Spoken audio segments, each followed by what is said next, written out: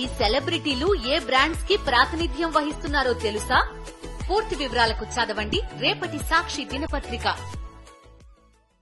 ఎమ్మెల్యేల అనర్హత పిటిషన్పై తెలంగాణ హైకోర్టు ఇచ్చిన తీర్పును స్వాగతిస్తున్నామన్నారు బీఆర్ఎస్ ఎమ్మెల్యేలు. పార్టీ మారిన ఎమ్మెల్యేలపై 4 వారాల్లోగా స్పీకర్ అనర్హత వేటు వేయాలని విజ్ఞప్తి చేశారు. 10 నియోజకవర్గాల్లో బై ఎలక్షన్స్ రావడం పక్కా అన్నారు బీఆర్ఎస్ ఎమ్మెల్యేలు. ఆ పిటిషన్స్ని విచారించి మరి దానిపైన ఒక నిర్ణయం తీసుకోవాలని చెప్పి హైకోర్టు ఆదేశించింది. మరి ఈ 4 వారాల లోపల స్పీకర్ గిట్ట నిర్లక్ష్యంగా వ్యవహరిస్తే అది మళ్ళీ మేమే స్వీకరిస్తామని చెప్పి కూడా ఆదేశించినట్టు ఇప్పుడే టీవీలలో చూస్తున్నాం. సరే, ఈ వార్త మరి వేచి చూడాలి. స్పీకర్ గారు 4 వారాల్లో మరి దానిపైన చర్యలు తీసుకుంటారని చెప్పి ఆశిస్తున్నాం. స్పీకర్ గారు కూడా ఖచ్చితంగా మేము రిక్వెస్ట్ చేస్తూ ఉన్నాం, మీరు పాజిటివ్గా డిసిషన్ తీసుకోవాలని నేను కోరుతా ఉన్నాను.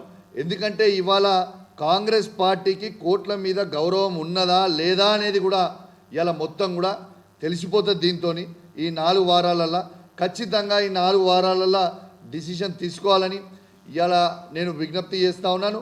ఇలా నిజంగా డిసిషన్ తీసుకోకపోతే కోర్టే స్వయంగా చెప్పింది, సుమోటో కింద తీసుకొని మళ్ళీ కేసుని రీఓపెన్ చేసి మేము డిసిషన్ తీసుకునే పరిస్థితి వస్తుంది అని ఇలా చెప్పారు. కాబట్టి ఖచ్చితంగా డిసిషన్ తీసుకుంటారని నేను పాజిటివ్గా కోరుతా ఉన్నాను. ఖచ్చితంగా నేను చెప్తా ఉన్నాను, పార్టీ మారిన 10 ఎమ్మెల్యేలకు చెప్తా ఉన్నాను, 101% మీ నియోజకవర్గాలలో బై ఎలక్షన్లు రావడం ఖాయం ఖాయం ఖాయం. 4 పిల్లర్స్లో మనకు అసలు లెజిస్లేటివ్ అనేది ఒక ప్రధానమైన పిల్లర్. మరి దాని యొక్క గౌరవాన్ని, దాని యొక్క ఔన్నత్యాన్ని కాపాడాల్సిన బాధ్యత ఈరోజు స్పీకర్ గారి పైన ఉన్నది. ఇప్పటికైనా సరే ముఖ్యమంత్రి గారి యొక్క ఒత్తిడులకు, ప్రభుత్వం యొక్క ఒత్తిడులకు లోను కాకుండా వారు స్వతంత్రంగా, ఖచ్చితంగా ఇలాంటి అనుమానం లేదు, రాజ్యాంగం ప్రకారంగా పార్టీ ఫిరాయించిన ఎమ్మెల్యేలపైన అనర్హులుగా ప్రకటించేటువంటి సర్వాధికారాలు స్పీకర్ గారికి ఉన్నాయి.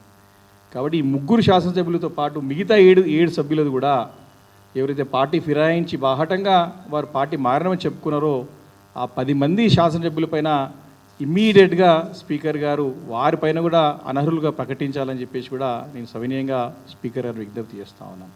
నేను స్పీకర్ గారు విజ్ఞప్తి చేస్తున్నా, కోర్టు ఆర్డర్ను ఇమ్మీడియట్లీ ఇంప్లిమెంట్ చేయాలి. వాళ్ళు 3 ఎమ్మెల్యే మీద అనర్హత వేటు వేయవలసిందిగా నేను విజ్ఞప్తి చేస్తున్నా.